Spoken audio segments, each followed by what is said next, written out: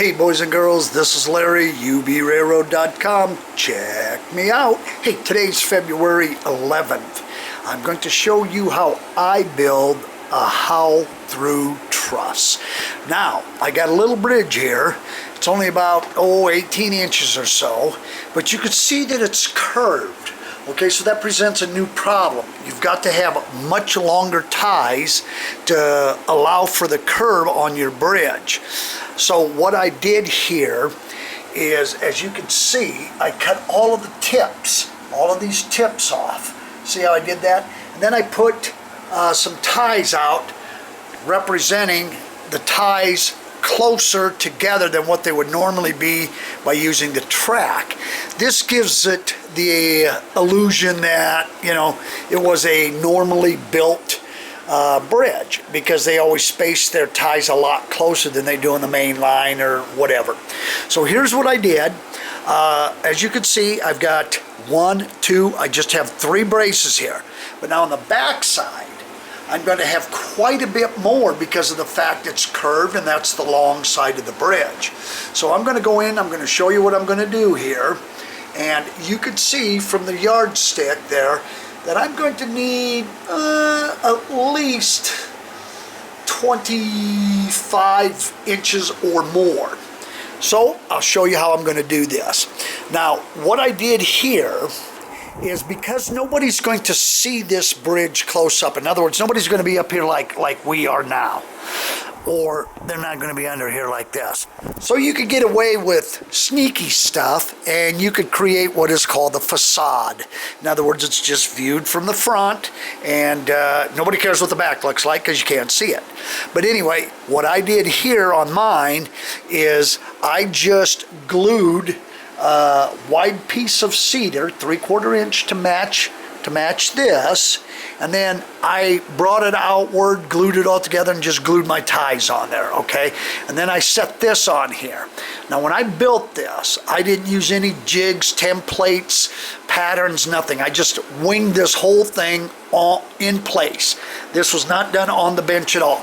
But now the back side, because it's going to be a more complex, I'm going to do it on the bench, because I also need the practice, because I got a lot of them coming up. So you can kind of see what I did here is I stretched this out. And I could have got away with just this one, but I went one further because I want to make sure that I got plenty of clearance so that when the cars go by, I have no problems, because this is going to be a part of the layout you're not going to get to very easily, and there's not going to be a lot of action up here anyway, so it's not a major concern. But anyway, let's go into the bench. Whoops.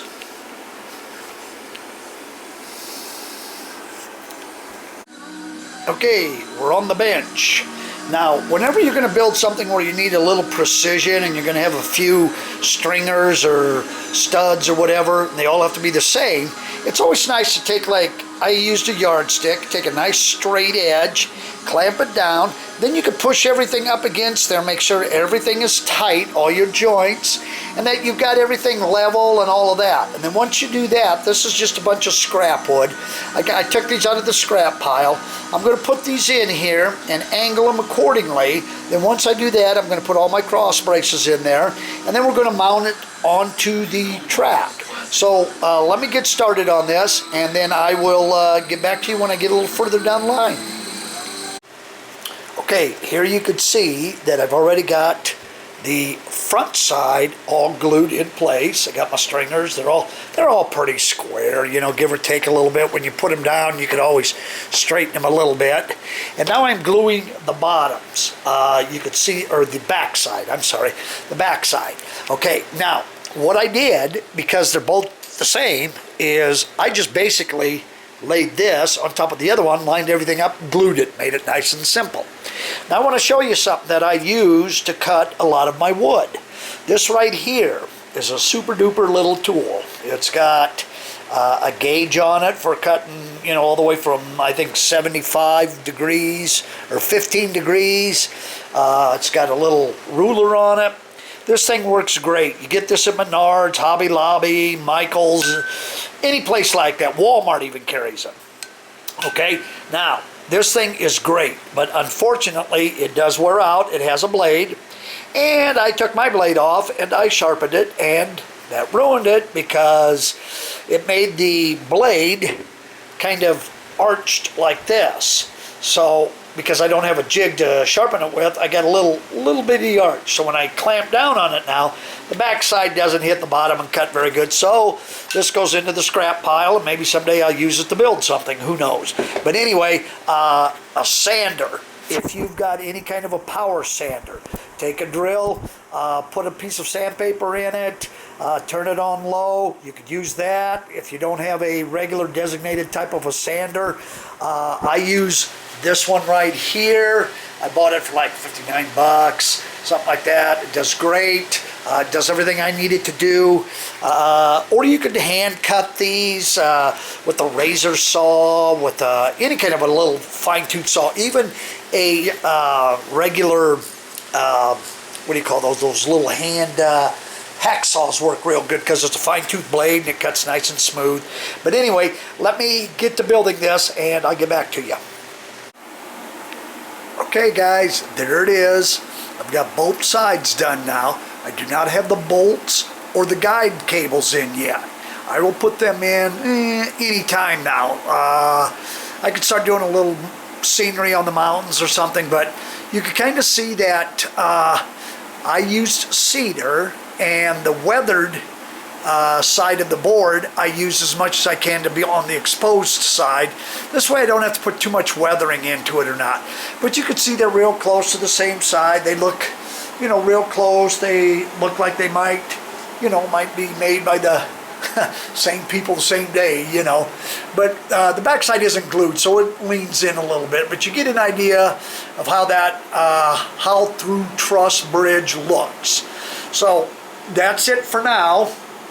And I will get back to you and show you a picture of it when I get all the bolts stained, track painted, get the guide wires in, get everything all squared away.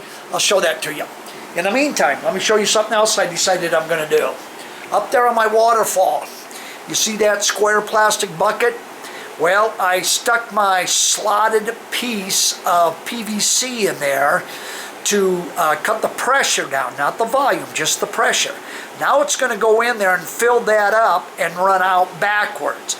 Now the purpose of that is I want to build an island in the middle, and that will be perfect for putting mountains on it, plaster on it, scenery, all of that, and I could even put some trees on it, and then that would give it a real good reason why they didn't use that for the log flume and that they had to go around and build the flume that they did.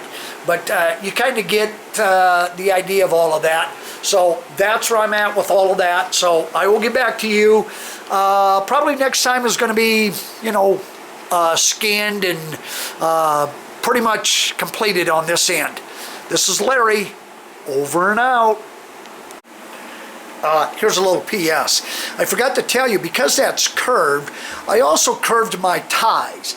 And you could see it from this point, but when you get down to eye level, you can't really tell, unless you're, you know, like a 6 foot tall guy or something, you can't really tell that they're curved.